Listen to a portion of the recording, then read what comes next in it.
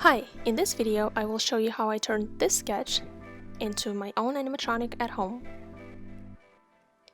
The first step is obviously to brainstorm different ideas and sketch different designs. This is the one that I like the most, so I decided to go with this. Next step, I took that sketch in Photoshop and I tried to play with different color combinations and skin textures, and I worked on designing the background. My next step was to create a 3D model. I used clay to make this small mock-up just to understand general shapes and the anatomy of the creature. This was my first move-in mock-up. I played with chunks of styrofoam, trying to glue it together. I wasn't really focusing on small details. I wanted to get general idea across, try to understand where to put the servos, and how to design general mechanism.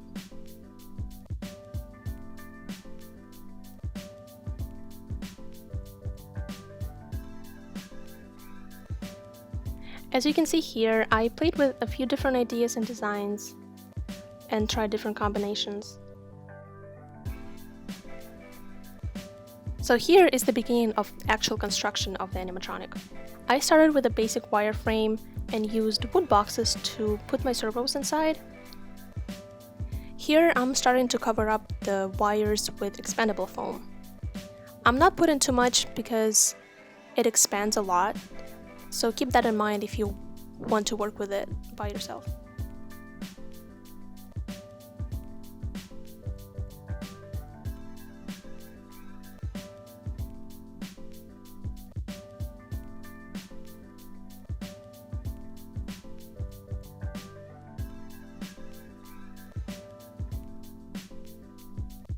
You have to let it sit a few hours or a full day and make sure that it all dries up so you can start carving it out later.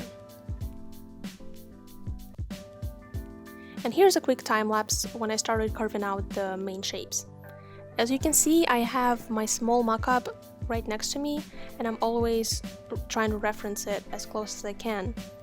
This definitely helped me with understanding the general shapes and how different parts of the body should connect to each other. I think without having that small scaled version, I would have gotten lost very easy in carving process.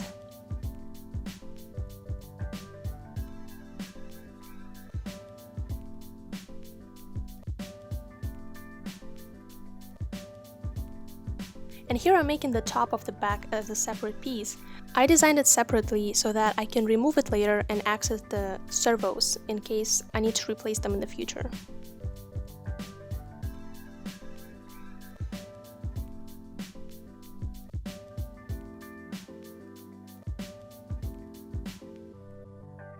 And here's the carving, almost complete.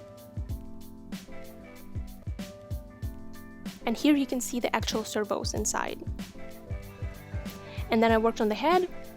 And as you can see, I also kept it separate just in case I can take it out and replace the wires. And here I'm starting the texturing process. I used styrofoam and separated into these spheres to cover up the texture. I think it looks pretty similar to reptilian skin, especially after you put liquid latex on it. I'm just using hot glue to cover the surface and make sure that I don't have any gaps in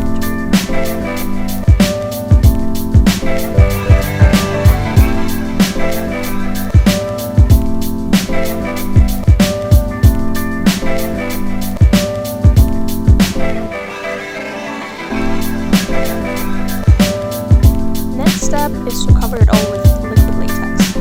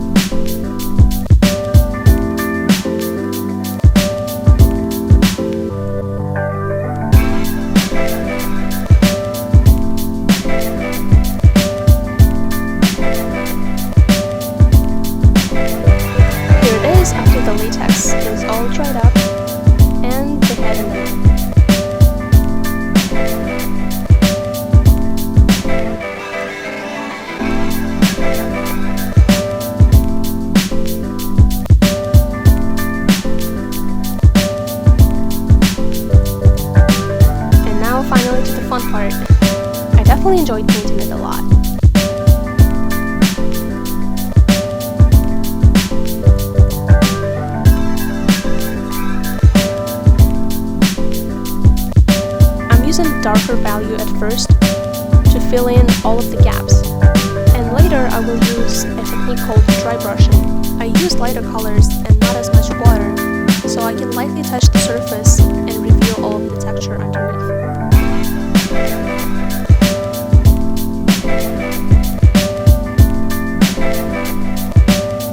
One of the steps that I didn't film was creating the paws and the teeth with animatronic. I use a material called epoxy sculpt. If you're more curious about how to make that material, make sure to check out the video number 3 in this video. Here it is with all of the base color on, and here I'm starting putting up those lighter colors and dry brushing the texture.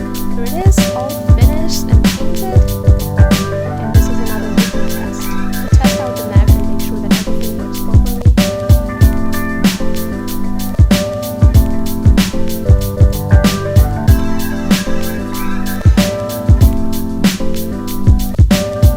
So this is it all together with the base and all the smaller details made. If you want to see the process of creating the rocks for the base and how I made all of the small lizards and bushes, make sure to check out the other 2 videos in the series. I wanted to mention that this project was my senior BFA project for college, and it took me a very long time to finish. I started it back in August of 2019, and I finished it in March of 2020.